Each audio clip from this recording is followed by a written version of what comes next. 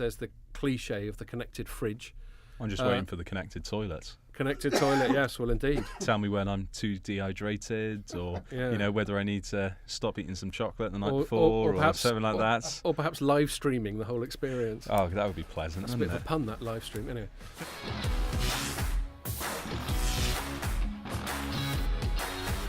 Hello and welcome back to the telecoms.com podcast. Sorry we haven't been doing it for so long, but we frankly couldn't be bothered. Anyway, here we are. I'm back with Jamie from telecoms.com and Iain from Light Reading.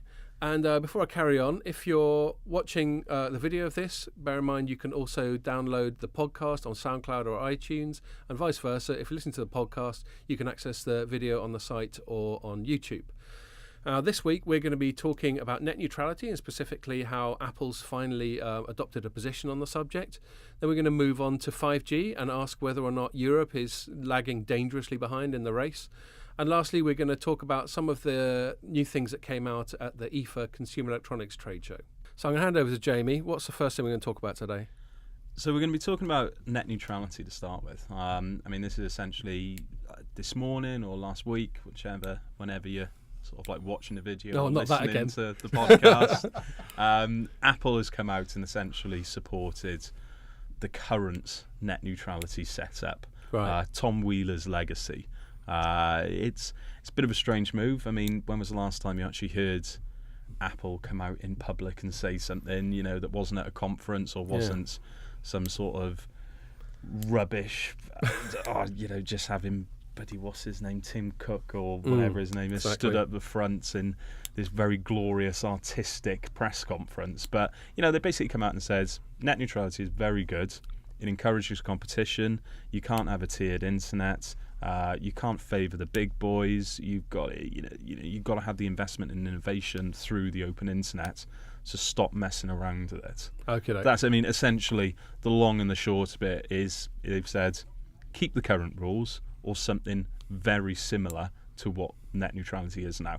Okay, so in summary, my understanding of it is net neutrality basically means that the operators, the people who own the infrastructure, cannot determine a superior or inferior quality of service depending on content or how much money they've been given. It's got to be absolutely the same sort of service for everyone. Yeah, going a bit deeper, you got the idea of sort of the utilisation of the telcos as well. Title 2, that's involved in the net neutrality side of things. How can you have a tiered internet when it's a commodity? It's a requirement of everyday life now. Okay, so that is net neutrality. So Iain, net neutrality, good or bollocks? I think it's bollocks to some extent, in that I think there's a lot of noise that gets made about net neutrality. That's my main view of net neutrality, having looked at the issue evolve for a long time now, is that there's so much confusion around it, and there's so much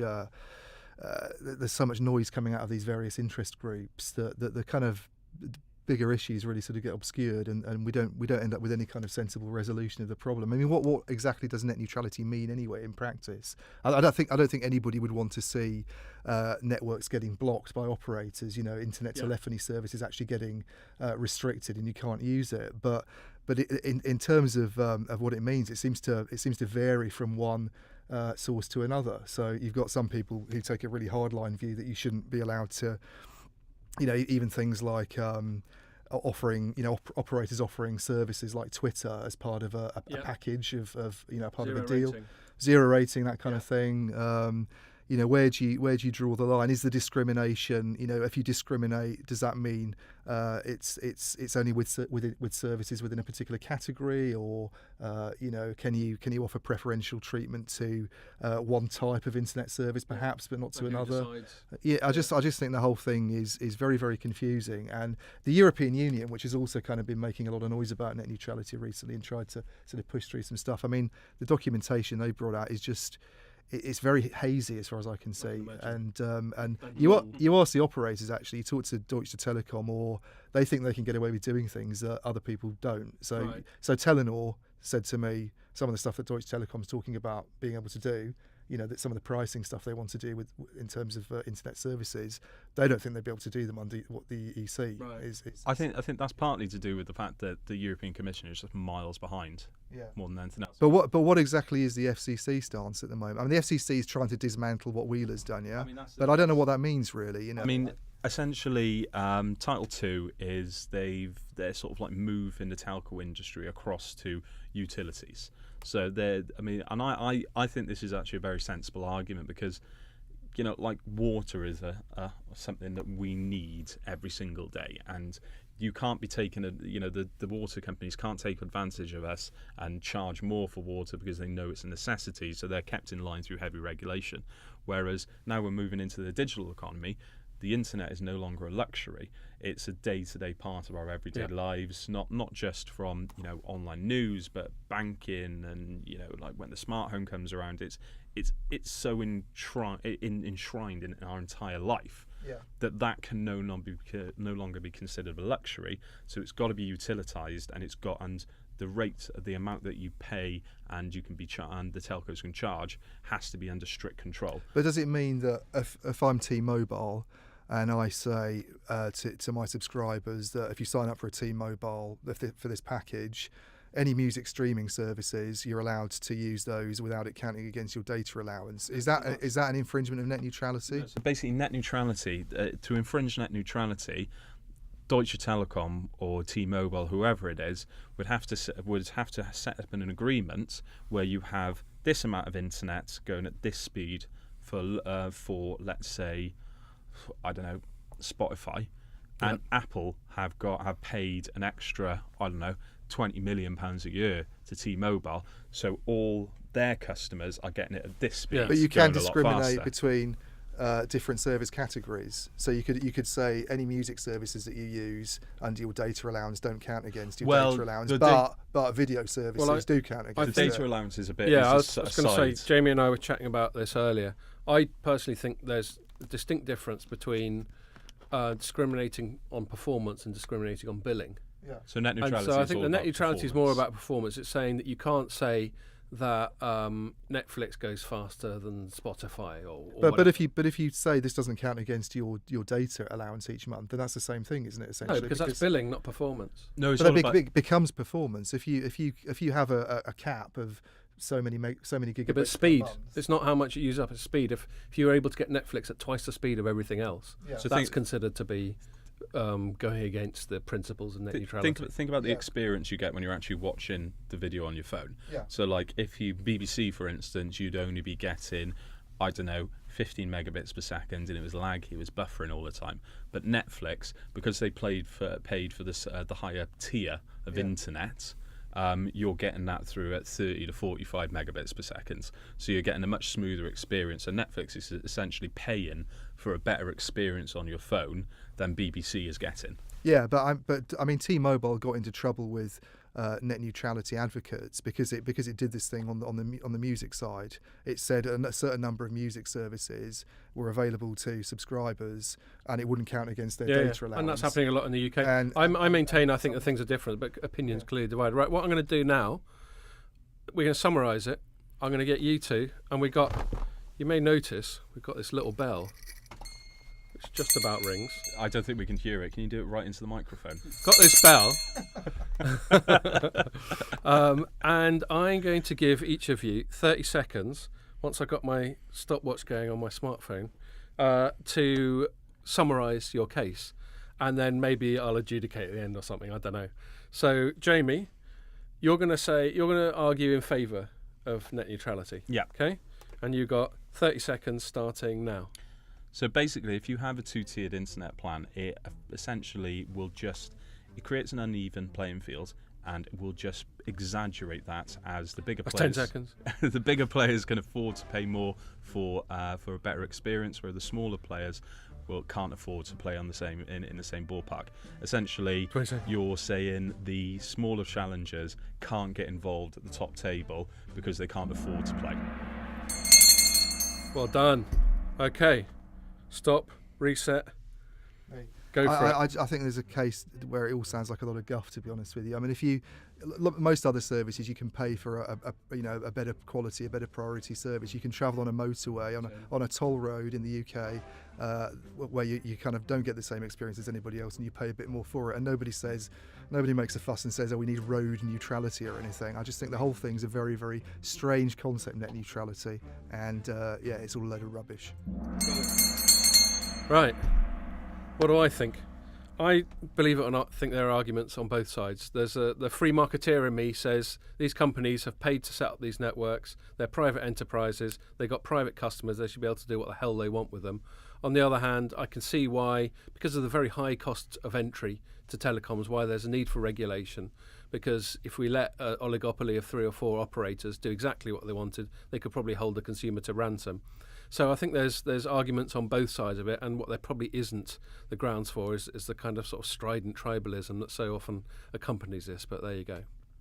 Okay, so our next topic is going to be whether or not Europe is falling behind in the 5G race. Iain?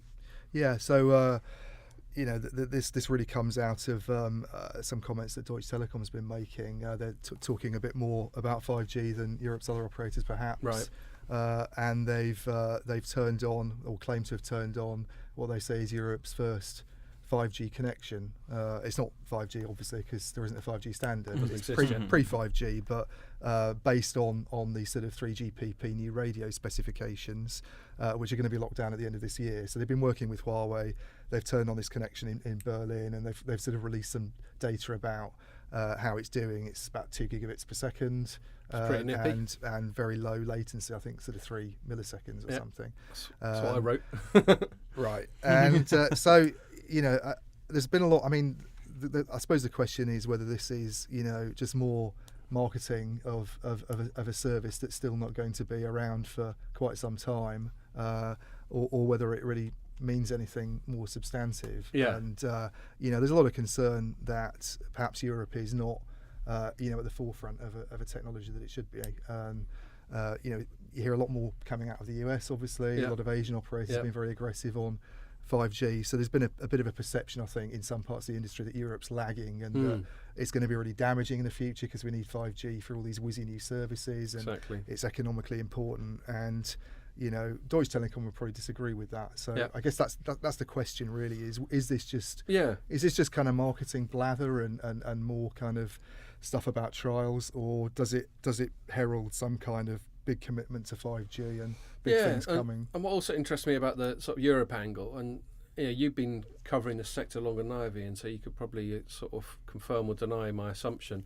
But back around sort of 3G time, Europe was the front runner. Yeah, Europe was sort of calling the shots, and in 4G is a little bit more sort of East Asia and US, and 5G. There's this suspicion that trend is going to sort of perpetuate itself, and we're really going to be behind in terms of timings. I think when you talk about Europe and the whole, I think that's a little bit misleading. I mean, like what we were talking about before we came up here, Iain. When you look at France and Spain, in terms of their fibre rollout, it's looking absolutely brilliant. Yeah. Right. But when you look at other countries, like, I mean, let's be honest. We're sat in London, and despite the occasional surprising reports that, the UK has got like the highest average download speeds on mobile worldwide or something like that, we're generally of the attitudes that UK infrastructure is absolutely shocking and is the investment is nowhere near high enough to take it through to the next level.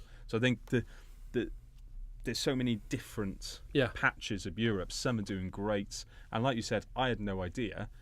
You said fibre to the cabinet or fibre to the curb in Germany is doing really well, but the last mile is shocking. Yeah. And there isn't any of it really. Yeah. There's some, but there's not a lot of FTTH. You basically got to sit on a cabinet if you want to get. And I mean, that's a really good point though about this kind of Europe, the schism in Europe.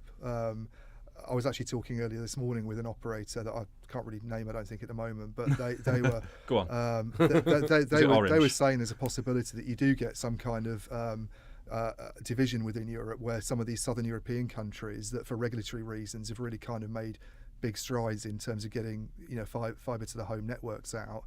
That you get a situation where they kind of take a bit of a leadership position perhaps in 5G that you don't see in Northern Europe, and the reason being that you need you need that fibre in the ground. This is an issue that I don't think gets talked about anywhere near as much as spectrum and the radio stuff. But those backhaul networks, those kind of my assumption was that Eastern Europe was probably one of the best ones around at the moment. Either that or the Nordics.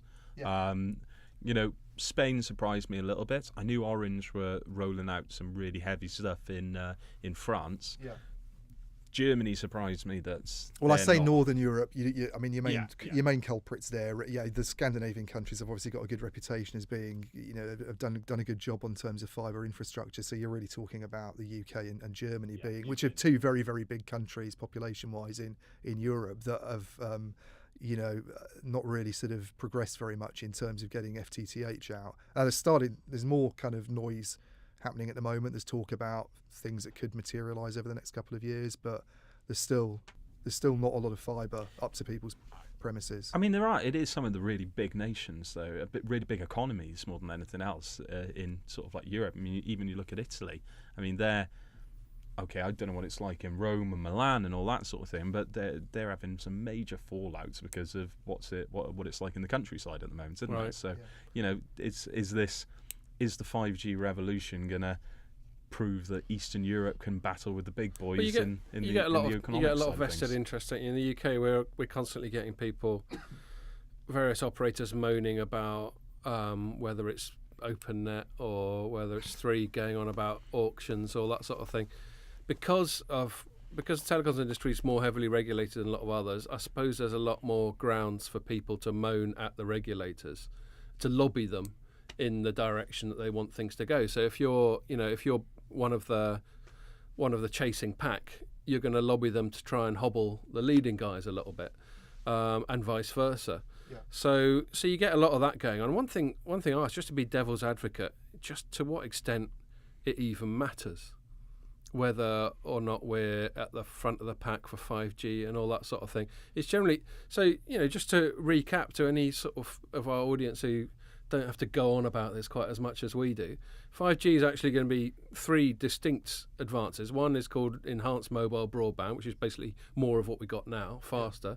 The other is this low latency, which is supposed to be very good for things like emergency services and also things like virtual reality and remote control and all that sort of thing. And then the last one is IoT, these very low power, massive networks where pretty much everything's connected and our fridge will sort of put our kids to bed for us. And all that sort of thing. It's important to point out that the stuff that's being talked about at the moment is very much the enhanced mobile broadband. So the new radio side of it, the bit that's been... And my point there is we're sort of getting there anyway. Yeah.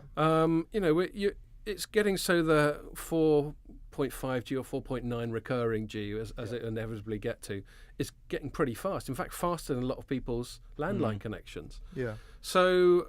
Well, there's that. This is. I mean, I think there's a good argument there that a lot of the noise that's coming out of the US, for example, at the moment, is very much about specific implementations of 5G that probably don't have a lot of relevance in Europe. So Verizon's making a lot of noise about using it for fixed wireless access, which is not such a big issue in Europe because you don't have a sort of last mile problem in some of these areas where Verizon wants to use it. Rural expenses. And it's just not something that operators see a need to do. So that's one reason you're hearing a lot of noise coming out of the US. T-Mobile, however, is talking about having a nationwide 5G network by the end of 2020.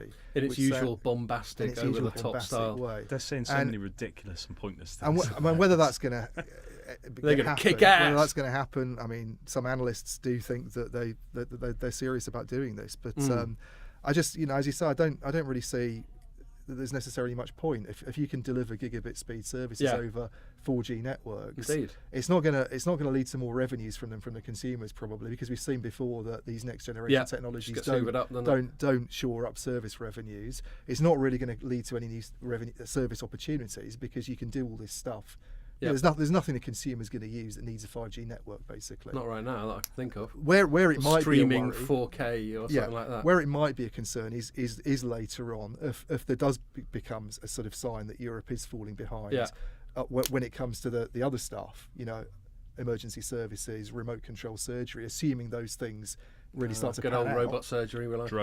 Then maybe that's a bit of a worry. But Ericsson's point, or one senior executive at Ericsson has said one of the reasons that Europe is seen to be lagging is actually because a lot of the operators want to use 5G for those sorts of things. They want to use it for enterprise services, for new vertical market. They don't see a need to do anything on the consumer side. Therefore, they're not pushing this enhanced mobile broadband version of 5G in the same way that the operators in the States are.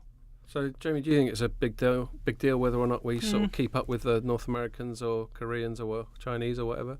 Yeah, I mean, more than anything else, I think the one reason it is a big deal is that when you look at where companies will set up offices, when you look at sort of external investment, when you look at startups or university spin-offs and all that sort of thing, they'll only appear in places where you do have these super fast networks, or because I mean that's ultimately where the new unicorns are going to come from. They're going to be all digital companies. They're not going to be in the traditional sectors anymore. But I completely get your point on sort of smartphones. I mean, to relate it back to a story that we wrote last week before, sometime, I can't remember exactly where it was, but it was that SIM-only deal where you get 100 gigabytes of data a month for £25. And I was looking at it and I was looking at my monthly usage. I was like, well, I don't bloody need it. No. I generally go 5 or 6 gigabytes a month. Yeah. If you're getting up to that level, you probably want unlimited. Like I sometimes notice, like when I get a taxi, the cabbie's been watching telly on his phone. Yeah.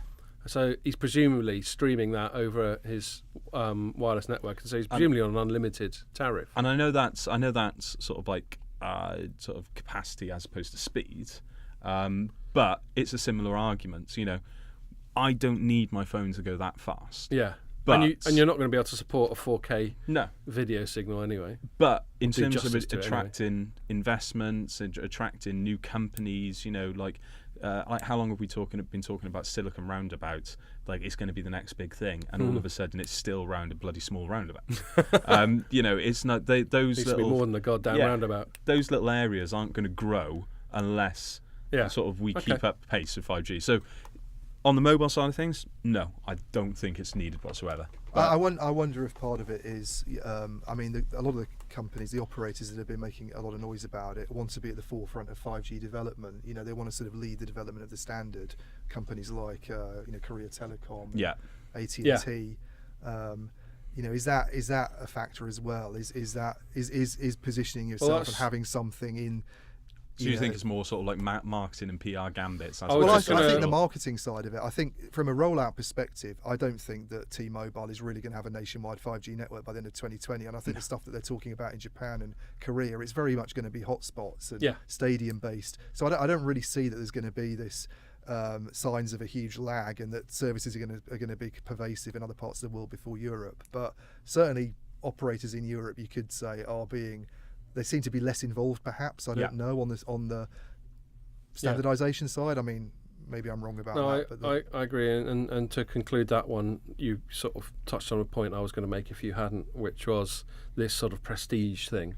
It's almost like a sort of space race type of thing, isn't it? We're first, and then from companies, of course, we're only too aware of the over marketing. It happened with 4G, didn't it? As soon as someone got a bit of HSPA going, they were calling it 4G. I think that was T-Mobile. Yeah. So T-Mobile. To be fair to T-Mobile, they're doing really well at the moment. Yeah. They are, in their own words, kicking ass. They're doing a good job of having a go at other people for doing the same thing. But they do like to seriously bang on about how great they are. And I actually don't think it does anyone any favours when companies start jumping the gun with their marketing and calling things 5G. So right now we're in pre-5G. Yeah. Is the thing they go on about, and to end users, it's at best confusing. There's a lot of prestige. It destroys the trust. I think so. I think that's part of the reason why customer services are so shocking. Because we were promising. Because we're over-promising. We're saying we can deliver this, and it's destroying the trust. Do you think it works though? Do you think and there's a lot of fierce and a very aggressive competition in the US. Obviously, they're all at each other's throats all the time. Does it make a difference that I know there are friends of mine who don't know much about telecom, but they'd want to be the first person to go out and get a fancy new iPhone 9 on a 5G network and say, "Oh, my network's much quicker." But I think they can understand. So we all understand that with with technology, it's often numerical, isn't it? Like with PCs, mine's got a 2 gig processor or whatever. My Hoover's about 1 million watts and it can hoover up entire houses and all that sort of thing. And I think people understand that with phones, with the next iteration of phones. I just wonder. So another thing that T-Mobile's been banging on about is lighting up the 600 megahertz spectrum band. Well, they've just released a phone for it. Now LG's finally, 2 weeks after they started going on about it, come up with a phone. Now, how many people are going to go, 600 megahertz, I've been waiting for that. Yeah, I'm all over that shit. But it's kind of the same. Well, there are people that bigger is better and bigger I want it. Verizon throttling their video performance, and they said, they released this new unlimited plan, and they've said on the 2 tiers of the unlimited plan, you can, on the lower tier, you get 480p on your performance on your smartphone, and then on the upper one you get 720. Yeah. Now, realistically, a phone this big, are you going to need anything more than 720? But it's going to be a stick that Verizon, that's sort of T-Mobile. It's a number, and bigger is better. Bigger is better. Yeah. We're unlimited. We won't throttle you, even though throttling to 720 will probably improve performance, because there'll be less congestion on the network because they're not using unnecessarily data. So ultimately, throttling will probably improve, but it's just a stick that T-Mobile and AT&T are going to use. All right, I'll start wrapping that topic up then. I think we're all in agreement that obviously it's desirable for us to keep pushing forward technologically, but whether or not the US or Japan or whatever is a little bit earlier than Europe probably isn't of massive consequence. It is as a slight tangent, slightly interesting what you're saying about different parts of Europe, because of course European Union is supposed to be all about there's no sort of 2-tier Europe, everyone's in it together, and one of the downsides of that kind of collectivism can be to hold everyone back. But I think we also will agree that, and God knows we've covered this enough times when we're doing the podcast before and all our writing every day, that everyone banging on about it the whole time risks sort of diluting or just belittling the whole concept. So sticking with Europe, I wrote this week about a consumer electronics show called IFA, which is sort of the second biggest behind CES, which happens in January in Vegas. And consumer electronics shows increasingly, sort of a couple of decades ago, it would just be tellies, washing machines, that sort of thing. But now everything's becoming much more connected, which is the sort of theme of what I wrote about it. And, and there's some good parts and there's some bad parts of that.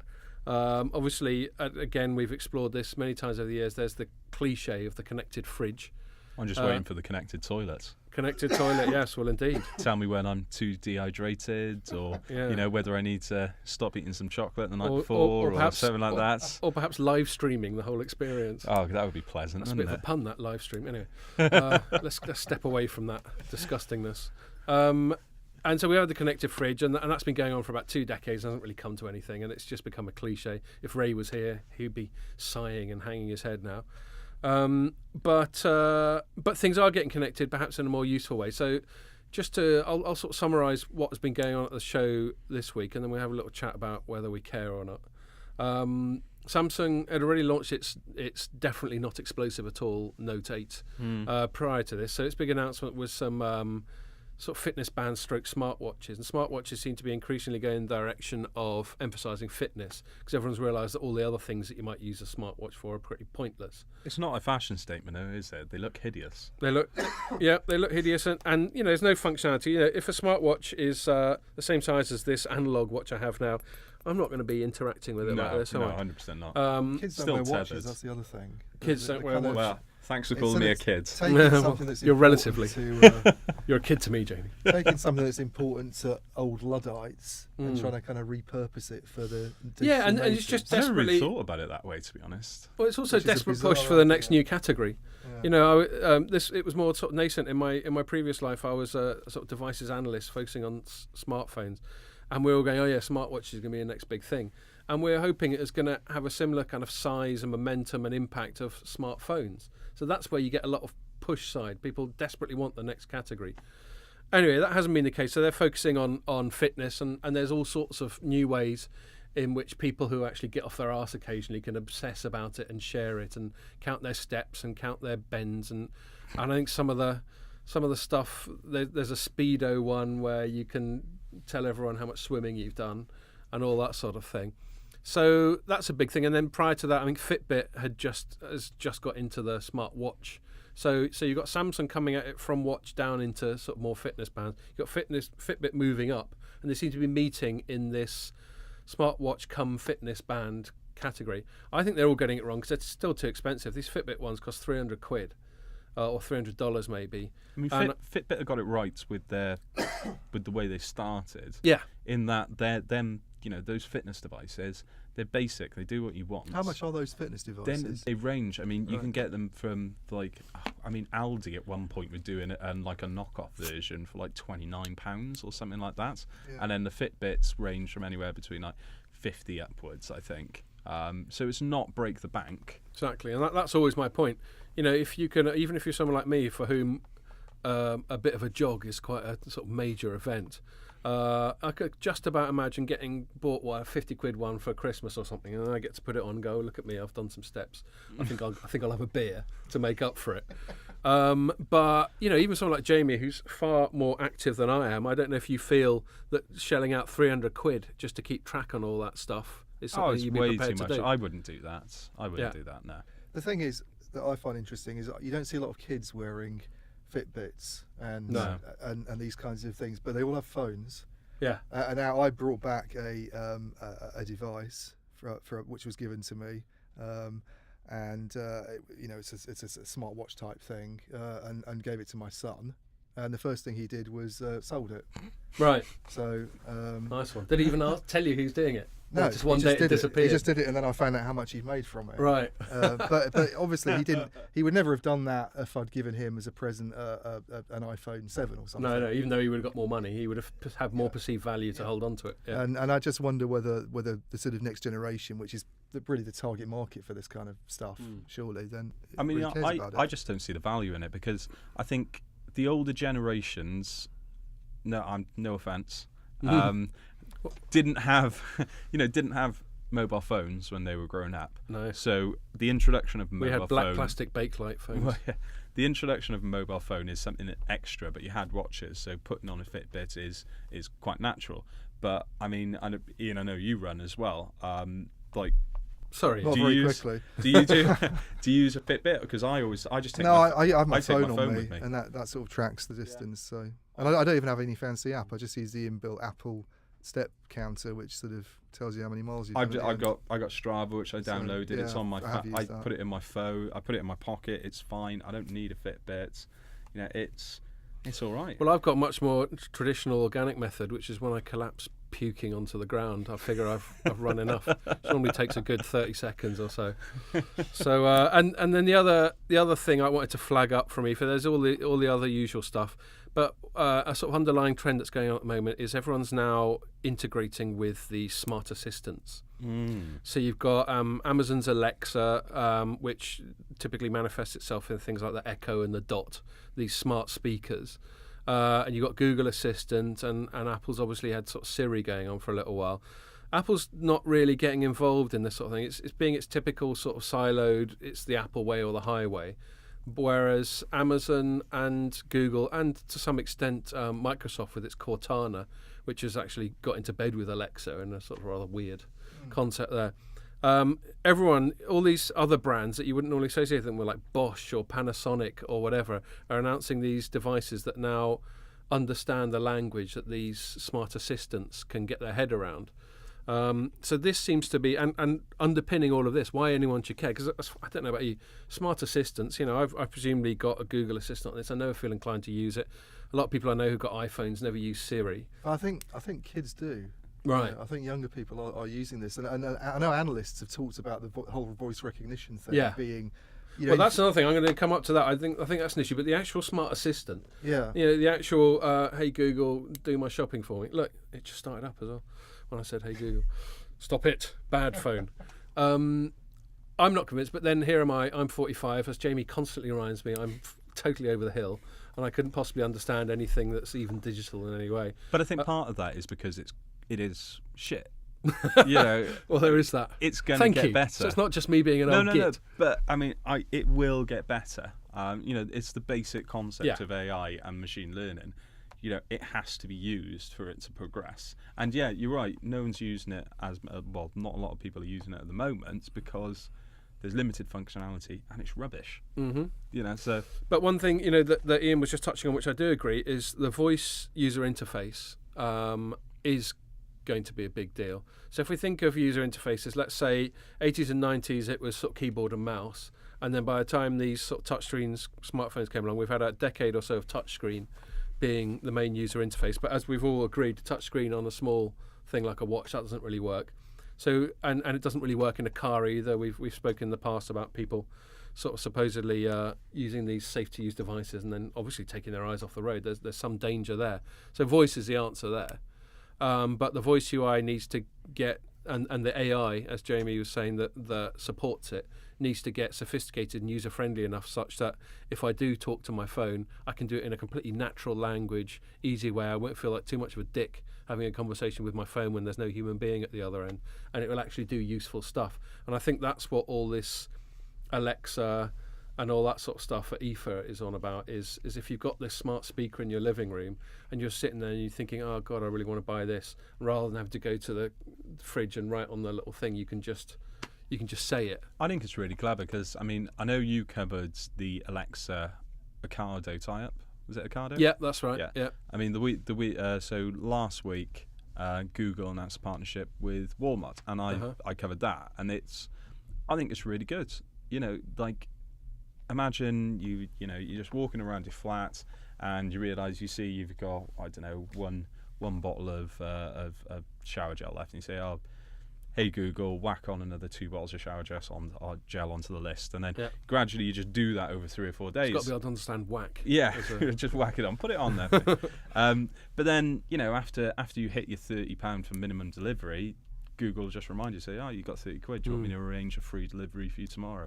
And I think once that sort of catches on, then it'll be really useful. And it's all the little ideas like that we were talking about it. And this is partly the reason why I think Google is going to smash it in the smart home world, is that you sat there, you fancy a pizza, you just say, hey Google, can you order me a pepperoni pizza from the best local place? Yeah. And Google has got, through its search algorithms, it's got all the relationships, its recommendations, it's got all that data already stored in place, so it can develop the sort of the revenue channels off that using its fantastically successful search model. Yeah. That's where Alexa or Amazon's going to struggle. Well, what is? This is an ignorant question because I've never used Alexa. But what is Alexa? Because I imagine you ask a question of Google, and as you say, it's kind of using its search engine model that it's got. But what is Alexa has more distinct. Has more a sort of more narrow range of commands.